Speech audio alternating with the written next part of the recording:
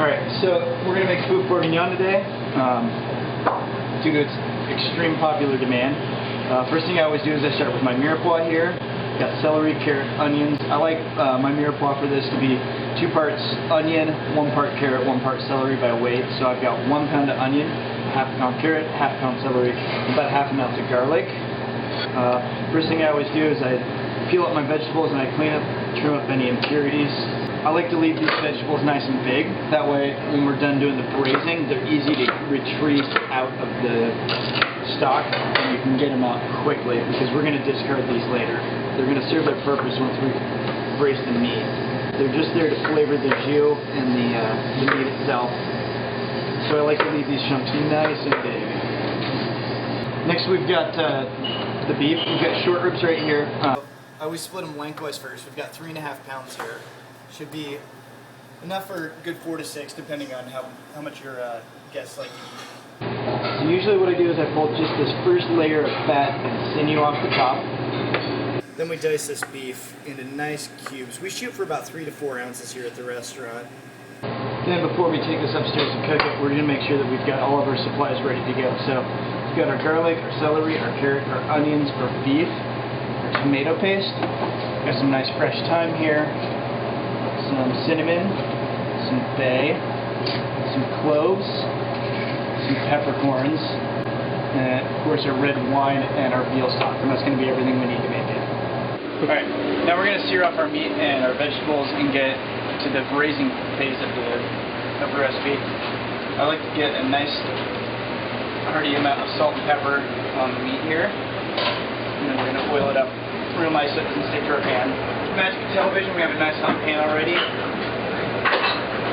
I like to get the pan hot enough where the oil just starting to smell. We're going to add our beef to it. We're going to be careful that we don't overload the pan. If we overload the pan, the temperature's going to come down too much and you're going to get a poor sear on it. Now we got a nice caramel colored sear on this.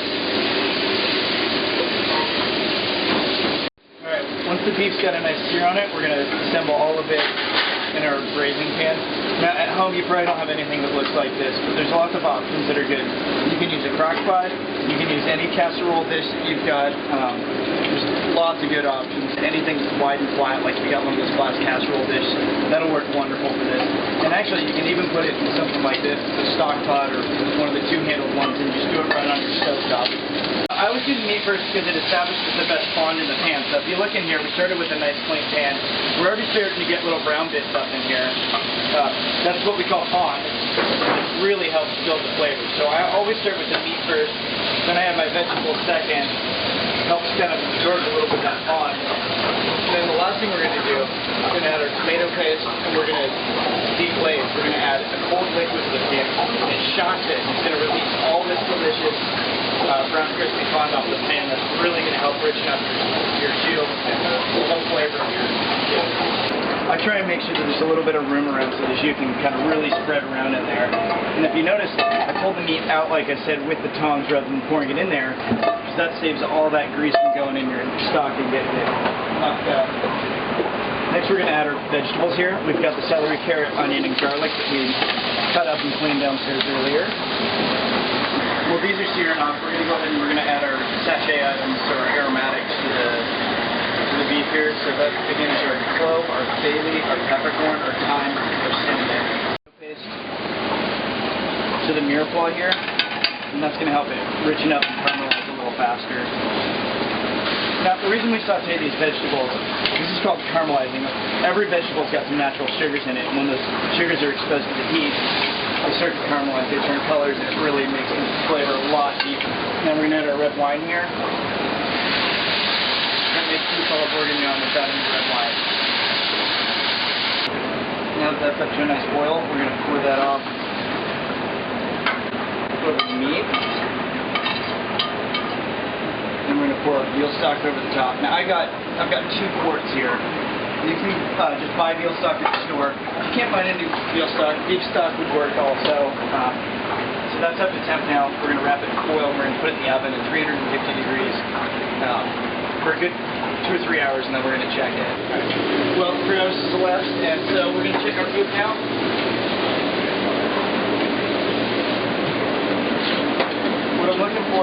want it to be nice and tender, not like falling apart or stringy. So then the next thing we're going to do is we're going to let it cool off a little bit so we can work with it, and then we're going to strain it.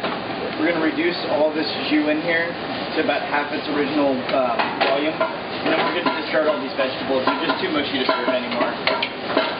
Alright, now we've given this a reasonable amount of time to cool off. It's going to be a lot easier to handle. We're not going to be burning ourselves while we're picking the pieces out.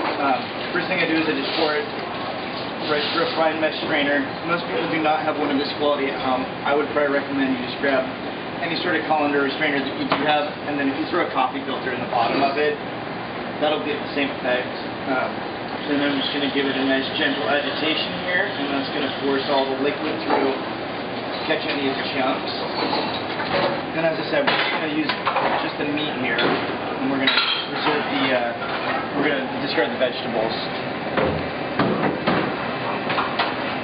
So I want to pull these out. And then I'm going to take all this excellent jus we got here, and we're going to reduce this down to about half of its original volume, so it's nice, thick. So really what you're looking for is you want your meat to be basically fall apart tender like that, you know? That's what you want. Alright, when it comes finishing time and you're about ready to sit down, you're going to want to give yourself about 15 minutes here. Got some roasted potatoes, mushrooms, roasted carrots, pearl onions, some nice rendered bacon. I like to use Newski's bacon. It's really got a nice smoky quality to it. This is really nice, and it's got a good balance of fat to protein. The braised beef that you made earlier. I also just added 6 ounces of the lovely jus that we just spent so long making while we were braising our meat. I go ahead and bring this up to a boil on the stove top, and then we put it in the oven at 450 degrees for about 10 minutes. Now that it's at a nice rapid boil, we're just going to pop this in the oven.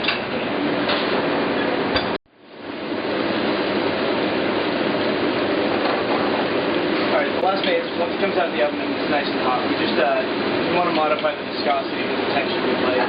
So a little bit thin right now. What we're shooting for is an epee. We draw a line and shoot full. Anytime we add butter at the last stage, it's called mounting. What we're doing is we're emulsifying that fat in there to modify the viscosity. Also, the butter helps smooth out any sharp edges of flavor in there, and it gives it a really nice richness. It gives it a very velvety texture. So now when we draw that line, you can see it holds that fat right there. So we've got the right viscosity. The plating, this is always something that's really important in restaurants, but I like to think that's very important at home too. People tend to eat with their eyes, and it's visually appealing. Tell the diner right away that you deliberately thought about what you're going to put on the plate, spend some time. So I've made a nice base with the potatoes, and I've got my meat stacked up on the top, so it's going to be nice and beautiful. We're just going to pour our jus over the top, and give it a really nice sheen.